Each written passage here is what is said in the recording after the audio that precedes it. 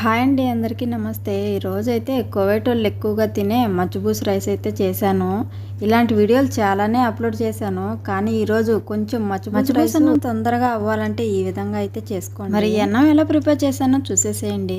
ఈరోజు చేసే అన్నం ఒక 6 మందికి సరిపడేటట్టు చేస్తాను. స్టవ్ మీద ఒక దబరా పెట్టి దబరలో ఆయిల్ వేసి ఆయిల్లో సన్నగా కట్ చేసుకున్న ఆనియన్ ముక్కలను అయితే ఫ్రై చేసుకోవాలి. ఆనియన్ ఫ్రై అయ్యేటప్పుడు బిర్యానీ మసాలాలు అయితే వేసుకోవాలి. యాలక్కాయలు, లవంగాలు, బిర్యానీ ఆకులు, బిర్యానీ ఫ్లవరు, ఇంకోటి ఏదో ఉంది, దాని పేరు అయితే తెలియదు. తెలిస్తే మాత్రం మీరు కామెంట్ చేయండి. ఇలా బిర్యానీకి సంబంధించిన మసాలాలన్నీ వేసుకున్నాను.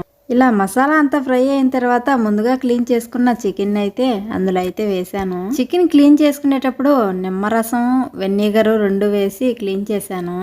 అలాగే చికెన్లోకి కొన్ని మసాలాలు కూడా వేసాను. క్యారీ పౌడర్, కువైటీ మసాలా, ఒక క్యూబ్ మాజీ, ఒక చిటికెడు కమ్మూన్ పౌడర్ కూడా వేసాను. ఎప్పుడైనా కూడా మచ్చిబూసి అన్నం చేసేటప్పుడు మాత్రం అస్సలు ఎక్కువగా మసాలాలు వేసుకోకూడదు. టేస్ట్ కోసం ఒక టమాటోని అయితే కట్ చేసి వేసాను. అలాగే ఒక పచ్చిమిర్చి కూడా వేసాను. ఆ పచ్చిమిర్చి ఎందుకు వేసాను నాకైతే అస్సలు తెలీదు. మా కోవేట చెప్తే బేచనాను.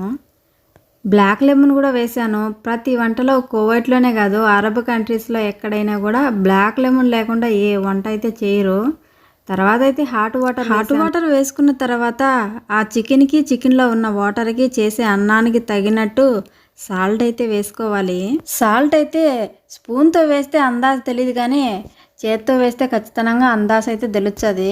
కోవైట్ వాళ్ళు చేత్తో వేసి ఒప్పుకోరేమో అనుకుంటారేమో, అందరూ అలాగే ఉండరు. నేనుండే ఇంట్లో మాత్రం మనం ఇండియాలో ఎలా చేసుకుంటున్నామో ఆ విధంగా అన్నం చేసేవాళ్ళు మాత్రం ఖచ్చితంగా 30 లేదా 40 నిమిషాల లోపు చికెన్ అయితే ఉడికిపోతుంది. అంతకంటే ఎక్కువ ఉడకబెట్టద్దు. చికెన్ అయితే ఉడికిపోయిన తర్వాత చికెన్ తీసి మరో ప్లేట్లో అయితే వేసి ఇలా చికెన్ సపరేట్ తీసాక చికెన్ ఉడకబెట్టుకున్న వాటర్లో ఉన్న బిర్యానీ మసాలా మొత్తం తీసేసేయాలి. అలా తీసిన తర్వాత ఆ వాటర్లో కొంచెం సాల్ట్ ఉందో లేదో చూసుకొని ఆ తర్వాత ఒక గంట ముందు నానబెట్టుకున్న బాస్మతి రైస్ని అయితే వేసుకోవాలి. మీరు మళ్ళీ మచ్చిబూసి అన్నానికి బాస్మతి రైసే చేసుకోవాలా అనేరు, అంత అవసరమే లేదు. ఏ రైస్తో అయినా మచ్చిబూసి రైస్ చేసుకోవచ్చు. చికెన్ వాటర్లో రైస్ వేసిన తర్వాత అయితే ఒక స్పూను గీ అయితే వేసాను. తర్వాత రైస్ని క్లోజ్ చేసుకుంటే అన్నం అయితే రెడీ అయిపోతుంది. ముందుగా పక్కగా తీసి పెట్టుకున్న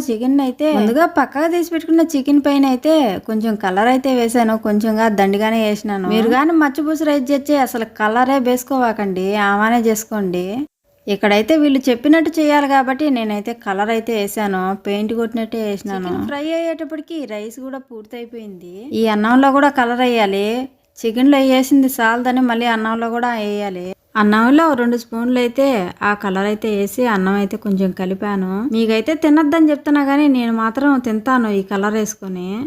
ఎందుకంటే ఉదయం నుంచి వంట చేసి ఆకలి బాగా వేస్తుంది. అందుకు ఏదో ఒకట్లే అని చెప్పి తినేస్తాను. నాకు సపరేట్గా తీసుకునే అంత ఓపిక కూడా నాకైతే ఉండదు. అందుకే ఆ కలర్ అన్నమే తినేస్తాను. ఇలా అన్నం కలిపేటప్పటికే చికెన్ అయితే ఫ్రై అయిపోతుంది. అలా ఫ్రై అయిన చికెన్ అయితే ఈ అన్నం పైన అయితే వెయ్యాలి.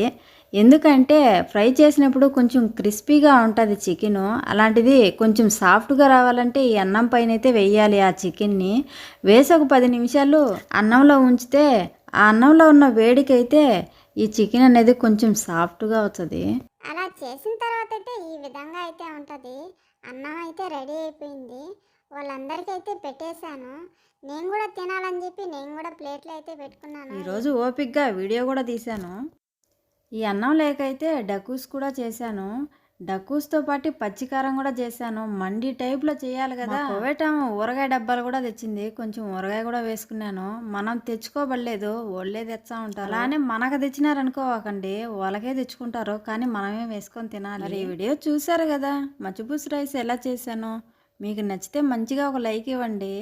ఇలాంటి మరెన్నో వీడియోస్ మన ఛానల్లో చూడాలి అనుకుంటే ఇప్పుడే సబ్స్క్రైబ్ చేసుకోండి. అలా సబ్స్క్రైబ్ చేసుకుంటే నేను వీడియో అప్లోడ్ చేసినప్పుడల్లా మీకు నోటిఫికేషన్ అయితే హోమ్ పేజ్కే వస్తుంది. వీడియో ఎలా ఉందో కామెంట్ చేసి చెప్పండి.